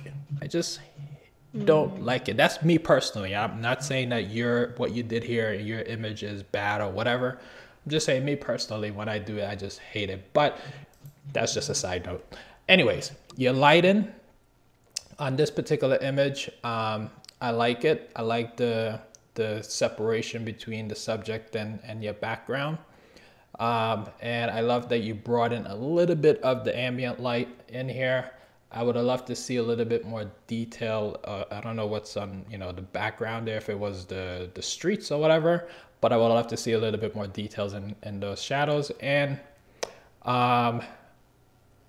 the one thing I would say, when this is probably more a posing thing, but the light that's hitting her arm is just a little bit too strong for me. So I would say, just move your hands a little bit away from the light so it doesn't hit that light first, because that will be where the hot spot would be, because the light will be stronger. Closer to you get to it, the light will be stronger. So move the hands away. But other than that, I think overall I like the separation, and I like the softness of the, well, not even that soft, but I just like the quality of light on your subject. So that is all I have to say with respect to your lighting on this particular image. So Irene, what do you think? Yeah, really cool picture again. Again, you're choosing really good pictures that don't need that much criticizing. It's all now just really personal preference and taste, I feel like. You see, I don't mind that light on her cheek. I actually really like it. I love like when people use rim light, as I said, because like most of the time when I shoot golden light, golden hour light, you get a lot of rim light, and I love it. I love how it separates your object from the background. I love that it adds a little bit more like drama to the picture. Because I think if he didn't have that light on the other side, it would be really one-dimensional. So it definitely added more interest to the picture. My problem here again is the neck. And the neck is gone again. And I miss those things. I miss that totally. But That's yeah, it's gone again. So I'm assuming if he just lowered the light a little bit lower, then maybe or made it a little bit softer, like more broad light, I guess, or a bigger softbox or something, like more diffused. a But lar yeah, a larger light source. a large, yeah. Yeah, he was using a bare bulb in this, so Okay, it was okay. a small light source. All right. Yeah, that totally makes sense. I mean, for that, that looks amazing. That's my only thing. I would love to see the neck. I just think neck is so important. Whenever I pose my models, I always make sure that you can see the neck or that the neck looks elongated, because I do pose with my models with the shoulders like this a lot, and it's very important to see the neck. So that's my only thing with the light. And then also, like you mentioned, I would love to see more detail in the background, just a little bit more. I mean, it is nice because the focal point is the model, because she is the brightest point of this image. And then, you know, the background adds a little bit more interest. But I think if we made it just a little bit brighter and saw those like bokeh in the background a little bit more, just a tiny bit, made it more interesting, especially when it goes into complete black at the very bottom. I don't know if there was any light there at all, but it would be, I think it would be really cool to see those bokeh everywhere in the background. Yeah, totally. But the LED like signs in the background, I think it looks really cool. I wonder what it says. Maybe cinemas. Hmm. Um, yeah, maybe. But when I saw this, I just with our green here, the red background, I just thought Sin City immediately. Yeah, yeah, it looks really cool. Yeah. All right, so moving on to the pose. So, like I said, I look at a couple of things: body position, expression, and all that good stuff. But for me, when I'm posing my subjects, I like, especially female subjects, I like to add shape to my subjects. And when they straight on to the camera, you know, trying to, you know, bend their knees and stuff like that, or turning their bodies just a little bit to the camera, just adds a little bit more of like trying to achieve, I guess, like that S curve basically is what I would try to achieve when I'm trying to pose my subject. So that's what I would say in this particular case. And in respect to her hands, the two things that's bothering me is the right hand that's a little bit bent. If I would have seen a little bit, if I could have seen through, like how I could see through the left hand, if I could just see through and get a little bit of what is it, air in between. Yeah, yeah, like yeah, yeah, You yeah. know, so I could see that, so I could see her more of her shape. I would have been okay with that. And then the way her, you know, her right wrist, if I said that right, her right wrist is positioned. It's just, you know, weirdly positioned. It looks like she has an amputee hand. So I would have tried to, yeah, I would have tried to bring it out a little bit, which would have give you that little bit of breathing room, and it would have looked like her hands was connected to her arm. So that's, and then on the left hand for me is just like sticking out there. So going back to what I was saying with the light, the two things I would have done with that is just bring it back just a little. So it says, you know, hanging in the back as opposed to hanging directly to the side of her. And that would have helped you with the pose, and that would have helped you with the light. And as far as her eyes is concerned, it would have been nice if she was just like gazing towards the camera, like, you know, cheeky, you know, because it's so supposed to be like a, you know, like I guess it's supposed to be like a badass image. So a little bit of cheeky look to the camera would have helped a little bit. But overall, I like it. So that's all I have to say with your pose. Yeah, I agree with most of pretty much everything you said, and yeah, I would love to see a little bit, like you said, the eyes. Again, I'm going at it again, but yeah, I love. You know what I'm gonna take away from this? I'm gonna take away when I'm going and shoot people going forward. I'm gonna be like, I'm gonna look for the neck to make sure I could see detail in that neck. That's one thing I'm gonna take away from this broadcast. Yeah. It's just coming from shooting portraits a lot. You know, you focus on these things that you see in the portrait mostly, and I just find the neck actually is really important. In a lot of my work, what I sometimes will do is I'll even liquefy the shoulders tiny bit lower, and it creates a more pleasing image. I don't know, it makes the image more impactful, especially if I did not get the model to relax and kind of elongate her neck. I'll do it in post a little bit. And I find that it really, really helps to make the image like more pleasing. So yeah, I would love to see her look at the camera, but I don't mind her looking down like that. It actually kind of, I don't know, the whole pose is, you know, very sassy and very like flirty. So it kind of works like looking down. Now that you mentioned that left hand, the only thing that now I keep staring at, but I don't know if that's because I just saw it and now I cannot unsee it, is the two fingers. Because you can only see her two fingers, like holding the dress. Oh, okay. And now all I can see is those two fingers. But it's something that's not that big of a deal. Yeah, other than that, I just have a little thing with the composition, but I guess we'll talk about that. Yeah. So yeah. So now that so now you're on the roll, why don't you continue composition? My only problem with this, I would love to see it, I think, full body. Whenever the picture is cropped like this, I feel like it could have been already shot as a full body shot. And I'm pretty sure she probably had some really cool shoes on because her outfit is really cool. And I think again it would have been more impactful if we could see her shoes, like the whole thing together. So yeah, for me, I usually like to crop either from knees up, or then I'll do a full body. Agreed. That's my only thing. So, I was gonna say, with respect to the composition, I was gonna talk a little bit about how that LED sign is chopping off her neck a little bit, but I think it kind of works a little bit for this Sin City type of theme. So, but other than that, I don't think I have much to say with your composition. Let me see, maybe if it cropped a little bit since you composed it this way. Let me just try something. I don't know if it would work on that. Let's see. I'm just gonna try something here on the fly. Sometimes that's not a good thing to do, doing it live. Let's see here.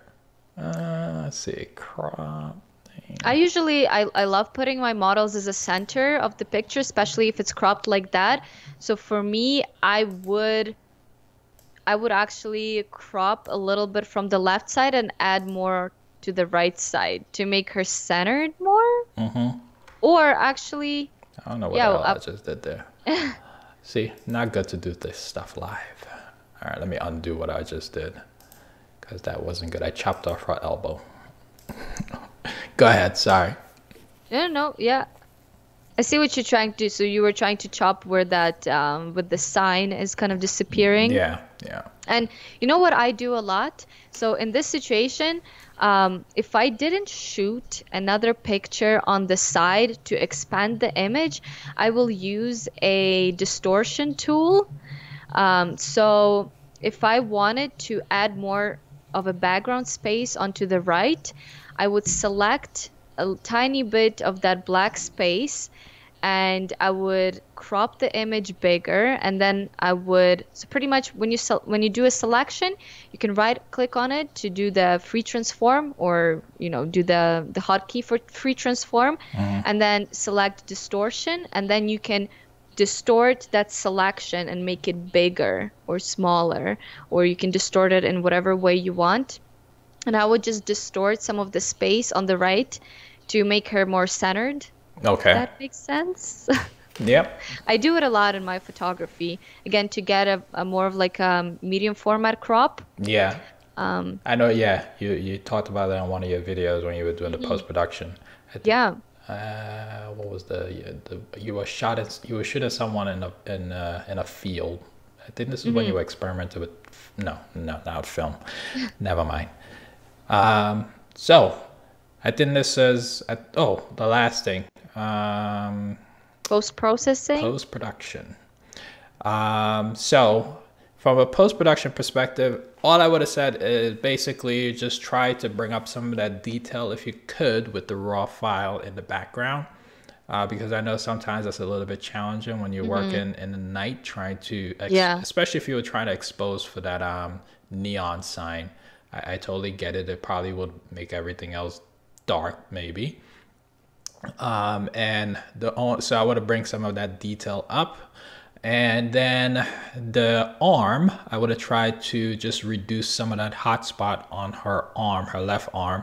And I think that's it. I can't tell if I mean, the skin looks fine to me, but just those two things, the hot spot and the details in the shadows, I think would have helped a little bit with this image. And that's all I have to say. Hmm. One more thing. The one thing that's a little bit distracted to me, and I saw this earlier, is this. Let me circle it so you guys can see. So her hair, this little hair right here, that thing right there is a little bit distracting. I would get rid of that in post. But that's it. I mean, it's really hard for you to see it, but once you see it, you just can't unsee it. So that's all I gotta say. That's all. Yeah, honestly, you see skin here looks really nice. This is the kind of skin retouch that I like. So if we compare the previous one to this one, I think this one, I mean, I don't know if maybe the model just had beautiful skin from the beginning, but I think the skin retouch looks really, really nice here. I like the colors. Maybe I would have dodged and burned her a little bit more just to make her pop a little bit more. I mean, she's already pretty. It's just because she's so brightly lit on this side. Maybe I would like um, just make some of the darker spots a little bit brighter in few areas. Like even on her skirt, I would kind of make the pleating a little bit lighter to bring a little bit more detail there, or just on her bra. Yeah, I would just add just tiny bit more dodge and burn Yeah, just to make her pop. totally agree. All right, But in good. all, I mean, it's a great picture. So I love it. Yeah, And honestly, it just comes to like very nitpicky, like personal things that I would change. But I'm pretty sure, I mean, if I shot this, I would be happy with it. yeah. This reminds me. This really, if that's what you were trying to go for, Alex, I think you really nailed it. Because when I looked at it, all I see is Sin City. So it's a really badass image. So kudos on you. Hmm. All right. So before we go on to you guys' questions, if you have any questions, I know there was a couple of questions in there, but there will be too many scrolling to go back to those questions. So if you do have any questions, this would be a good opportunity for you to drop those questions in there. So I'll give you some time to go put those questions in there. And I'll try to scroll a little bit too. awesome. And let me just do a little bit of plug in here. So, guys, February 27th, we're having a photo walk in Vegas. So if you're going to WPPI and you would love to come out and join our photo walk, it will be myself and Photo Me Ike. I was asking Irene if she was going to WPPI. She said she's not going, so we'll never be able to see her. So, but if you want to come out and join us for the photo walk and photo shoot, we're going to be shooting a model. We're going to be talking about posing. We're going to be talking about lighting, composition, all those good things. So come out and join us. It's February 27th. It would be awesome. All right. So again, if you have any questions, drop it in the comments. Now I'm going to switch over here and go to Irene and the comments. So here we are. So guys, questions, let me know. Did you find any questions when you were scrolling, Irene? There is one about backlighting. Okay. Someone asked, how do you use the backlighting without losing detail or underexposing? And this is a question that I get asked a lot. And I mean, that's funny because I do underexpose when I shoot. So for me, that's just the best way to shoot backlighting. Underexpose just a little bit, and then you will be able to bring the detail back in post-production. I've actually shot, and you know what? Again, some people will tell you, well, okay, you can do this because you're using a full frame camera, but I've done some backlit shots when I was using when I did that video where I shot with my very first camera with a kit lens and a crop sensor. And it worked. It worked the same way. Shoot a little bit underexposed, and then just bring some details back in Lightroom, Camera Raw, whatever. Just that shadow, just that shadow slider. Just bring back the details. That's it.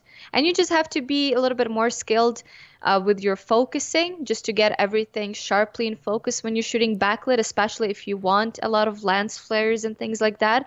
But yeah, I mean, I shoot underexposed, so. Yeah. So here's another question from Marcelio, My Ride, New York. And guys, if you see me looking down this way, is because I'm looking at the comments, and I know I look like I'm asleep, but I'm not. I'm reading the comments.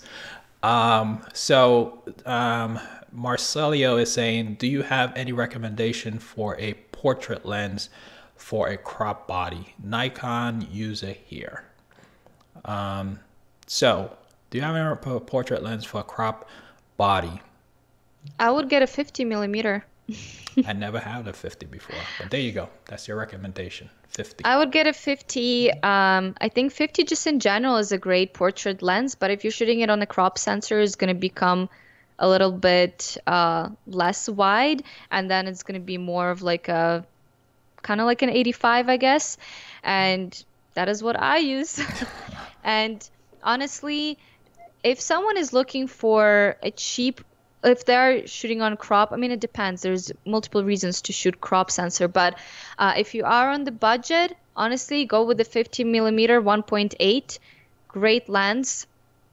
I shot with both a Nikon and a Canon version.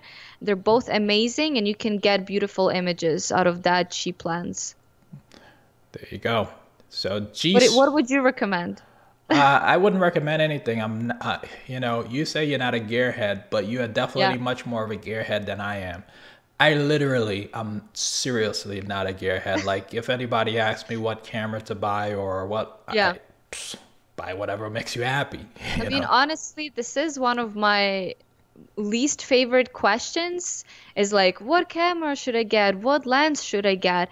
And whenever people ask me these questions, I just tell them, do your research. That's like, don't really listen to one person that just told you, oh, you should get this camera or you should get this lens, because it all depends on the preference and what you're going to be shooting, what exactly you need to get out of your equipment.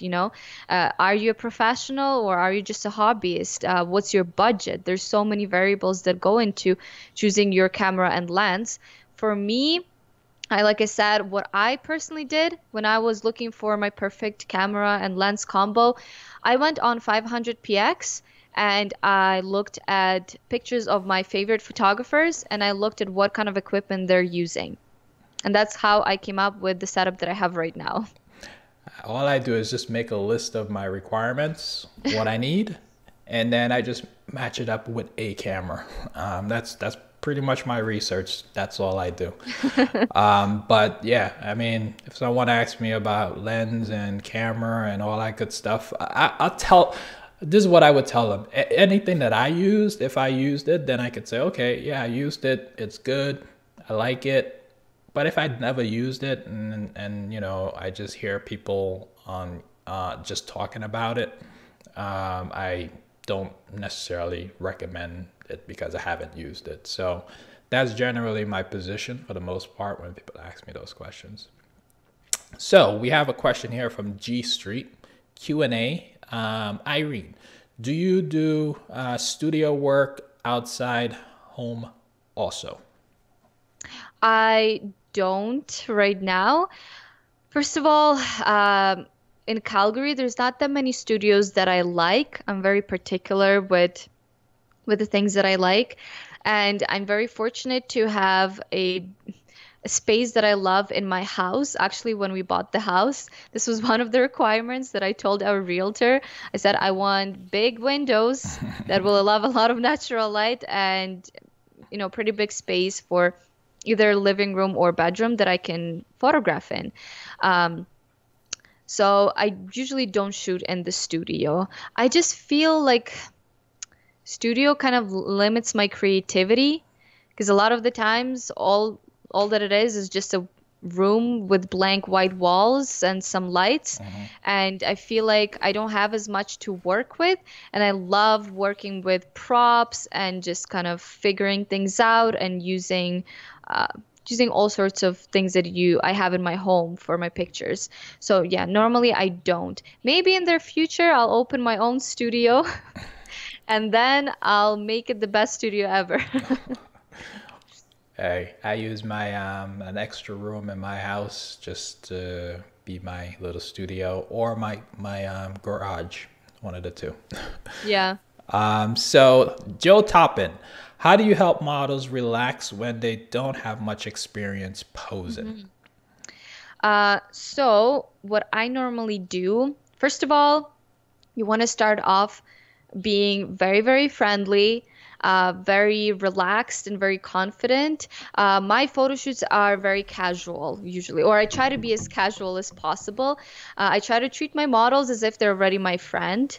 It's a little bit easier when you're a girl and you're working with a girl to be pretty casual. I know that this is a little bit harder for guys, right? But I think the first impression is very important. Try to be as friendly, as relaxed, and kind of chill. Try to maybe even crack a few jokes. Make your model laugh, make her feel comfortable. That's what I really try to do. And I know that a lot of photographers are very introverted, so it's a little bit hard to be very like friendly and out there and like cracking up jokes when you're just meeting a person for the first time. But yeah, you just have to create that friendly environment from the start. Yeah. And then another thing that I do, sorry, just quickly because I'll forget, with the new models, with people that are not really models, what I'll do is I'll start with something very, very simple. I'll start with very simple posing using a prop or either sitting on a chair, because I find that it is easier for people to pose while they're doing something else.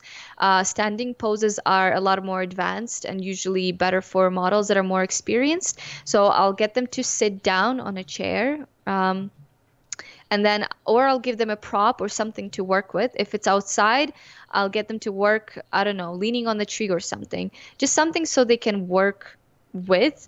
And then once they're comfortable, I'll go into more advanced poses with them. Good advice. One of the things that I do when models show up, I work with a lot of inexperienced models, people that don't know how to model or pose. So one of the things that I do is basically as soon as if they come into my house, because that's where I have my home studio, or if I meet them on location, the one thing I do is basically, and I'm an extreme, not an extreme, but I am an introvert, but I know I have a job to do, which is to capture some images. So with that mindset and with that type of a mindset, I engage the subject with a lot of conversation, a lot of questions. Like I have like pre-canned questions in my head that I typically would ask every single model every time I, talk to them. Like, oh, how long you been modeling? Typically they might respond, oh, this might be my first time. Oh, really? Wow, that's awesome. So you can have a great time today. And all these, questions, and, just try to loosen them up and have them talk mostly about themselves than anything else. And once I do that, I get them to loosen up. And at that point in time is when I try to engage and try to get something out of them. And then when I'm actually when I'm doing a photo shoot, I remind them of things that they told me that was totally funny. and you know, Hmm. it brings out a great expression from them. So that's Yeah. how I kind of, you know, engage, you know, these subjects that don't know how to pose. Yeah, and it all comes with experience, honestly. I remember working with models like a while ago when I just started out. I would be so stressed and so nervous that sometimes I would like totally forget what kind of poses I wanted them to do. And then once you like are, once your head kind of blanks out and they're looking for a pose and you don't give them the pose, and then you get even more stressed out and more nervous. So it happens, and it just all comes with experience, honestly. So I would suggest just work with as many new people as you can, work with your friends, just do go out there and shoot and do more photo shoots, and then it will get a lot easier with time. So there's a question from you from Mark Major. He's asking, "Hi Irene, I think is a he. Do you recommend using those rounded reflectors?" Hmm. Yeah, I have a round reflector and I use it very rarely. I don't know. I'm not, like I said, I love shooting very, very simple, and I almost never have an assistant to help me out and carry a reflector for me or hold the reflector for me. I much prefer just to bring back the detail in post rather than carrying equipment and like worrying about all of that. So yeah, I normally don't even, I don't know, very rarely you'll see me using a reflector. Very rarely. But yeah, they're good. Okay, so here's a question from Shem. I can't pronounce your last name, Shem. But hi, Irene. You're a natural light photographer. How about if you shoot weddings? Hmm. Okay, so I used to do weddings probably like 2 years ago. I stopped shooting weddings. And yes, if you shoot weddings, there's no way you'll be able to shoot the whole thing with just natural light, especially if you're shooting indoors a lot. If the ceremony is indoors, if the reception is in a pretty bad lit area. You will have to use some kind of external light. What I did is I just had a Canon flash, just on camera flash. That's what I use. I would just bounce it off the walls, off the ceiling, whatever I could bounce it off, and that's all I used. Awesome. So there's another question from you from Marcelo My Ride NY. Hmm. In your bathtub images, how do you feel using battery candle lights versus real candles? Huh, interesting. I mean, I would. The only thing, I wouldn't put them in the water. So in that bathtub picture, I had some candles sitting on the side of the tub, and some were floating in the water. By the way, what we did for in the water, because it was pretty dangerous, we had only two candles in the water actually, and then I just duplicated them in post and made it look like there's more candles in the water. So what you potentially could do is have an electric battery that's sitting on the sides, right? And then maybe you could have one as well that you can Photoshop onto the water and make it look like they're in the water. So there's definitely possibility, but electricity and water, I don't know, you don't want to zap your model. So Yeah, that won't be nice. yeah, I think that's even more dangerous than what I was doing with like the fire and the curtains. But I would totally put them on the side of the tub. I just wouldn't submerge it in the water. Yeah, that would be an electrifying experience. Yeah. So we have another question here from G Street. Hang on, before I go to G Street, Marcello. My apologies, I pronounced your name incorrectly. So Marcello. Okay, there you go. So G Street is asking here. Actually, what's up, G Street? What's going on? Irene, did you ever thought about using or have used Helios or Jupiter lens or any other Russian lenses? I would love, there's this one channel on YouTube, I forgot his name, but he makes a lot of videos on using vintage lenses and using vintage film lenses. And I'm so fascinated by it because I absolutely love the look.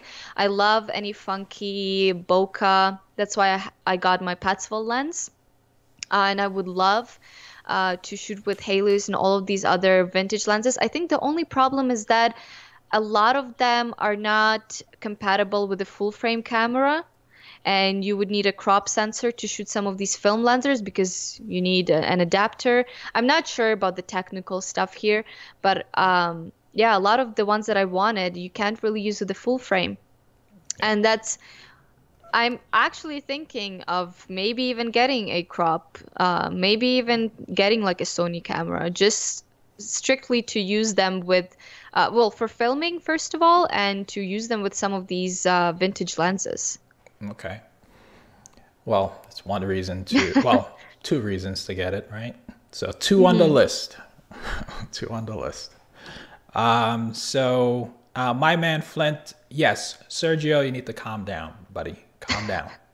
I don't know who you are, Sergio, but you need to calm down. He's having fun. So let's see here. Okay, so from Shans, I might be pronouncing that one wrong too, I know. How can you create a natural light look using a softbox? Well, the bigger the softbox, the more natural it's gonna look. So I'm a really big fan of Emily Soto. I don't know if you know this photographer.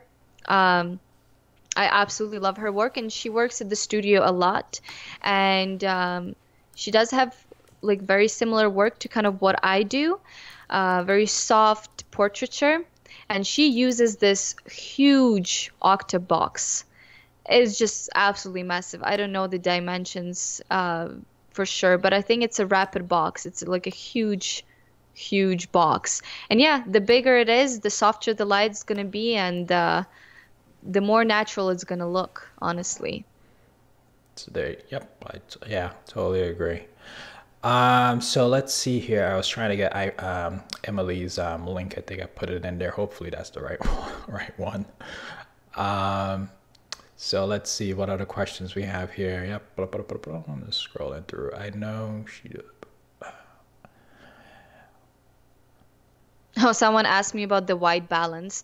So as I previously mentioned, I put the white balance on auto. I don't touch it. I don't understand the reason when you can just change your white balance in post. I think it's a lot easier that way. Just set it to auto, and then in 5 seconds you can change into whatever white balance you want in Camera Raw or Lightroom. Change it in post. Yeah. So I'm not should I? So. I think another thing that I just wanted to mention quickly with the white balance thing. I think so many people are caught up with doing things like the correct way, or making sure that all of their settings are perfect, that they care about these things a little bit more rather than the composition or the styling or the posing or everything else. And I really feel like people should, I don't know, maybe shift their concerns towards things that matter more. At least to me, it is that way. I've always, I never cared too much about my settings. If you go on my 500px and scroll down really far to my very, very first pictures, when I just got the camera, I still didn't really understand how the settings work. I didn't know what like aperture really means, or the shutter speed, or the ISO, whatever. So I shot everything on auto. So if you go and look at some of these pictures, they have the most random settings ever. Like, they absolutely make no sense. But if you looked at the picture, you would never know, because the picture looks absolutely, like, it looks good. There's nothing wrong with it.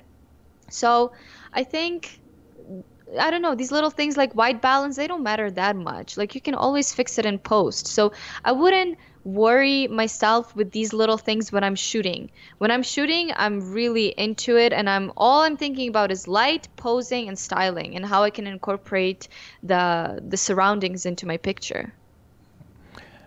That's a a cool tip, because a lot of people focus on on those what you would call it, The the technical, technical. yeah. Yeah. Yeah, and I totally understand that a lot of people really love that aspect of photography and that's what they're interested in, right? But I think at some point you got to make sure that everything else is also there. There's this guy, but I don't know if you know him. I'm pretty sure you probably know him. He's one of the guys that when I first got into photography, he was the guy that really, really influenced me. Mhm.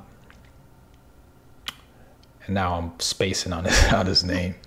I'm really bad with names too. I always forget all the names.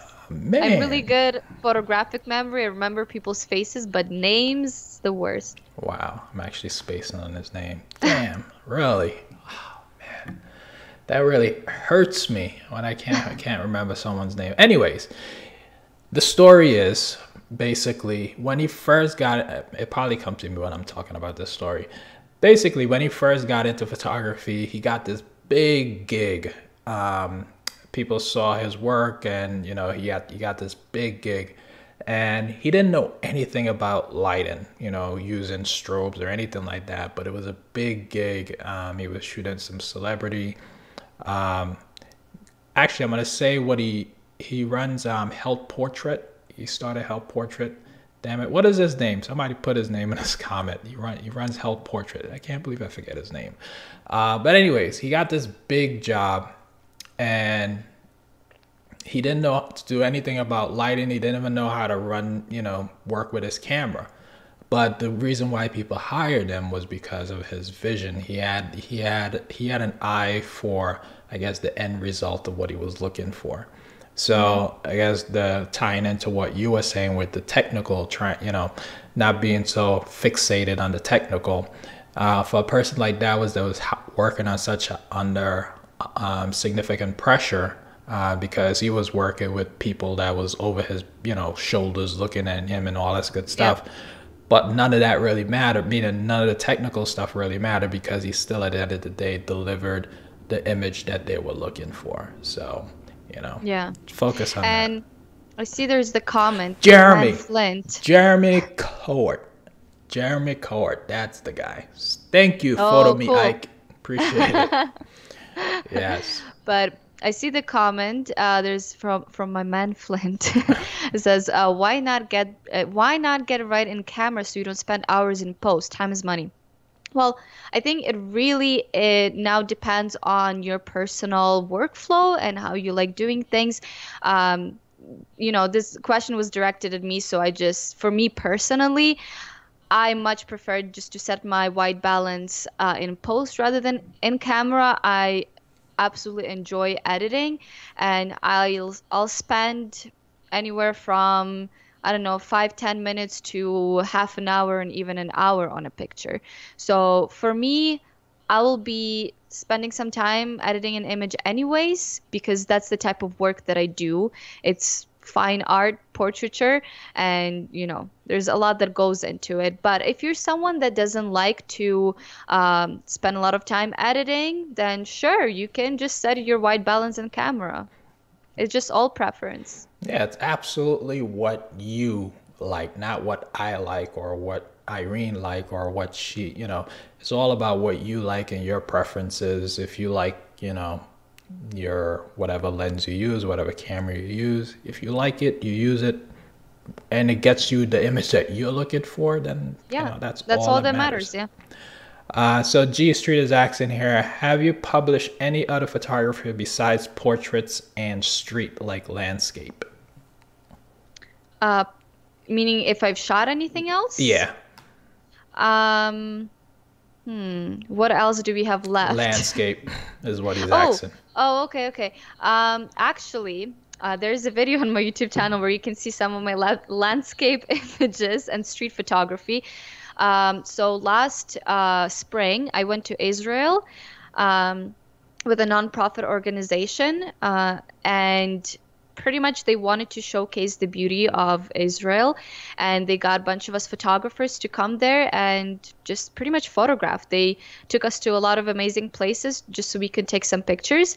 And what was really cool about this trip was that we had all sorts of different photographers on this trip. We had one guy that's a landscape photographer, another guy that's a street, like more of a documentary journalist type of photography. We had a girl that's an underwater photographer, and there was me that I guess I do portraits.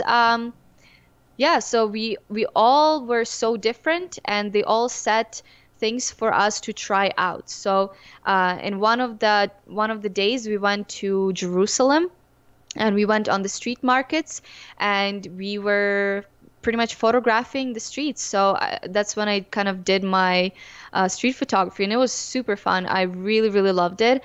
And after I did that, I was so inspired and so just like fascinated by it. I decided to do a little project of mine, and kind of to combine the street photography with my usual work.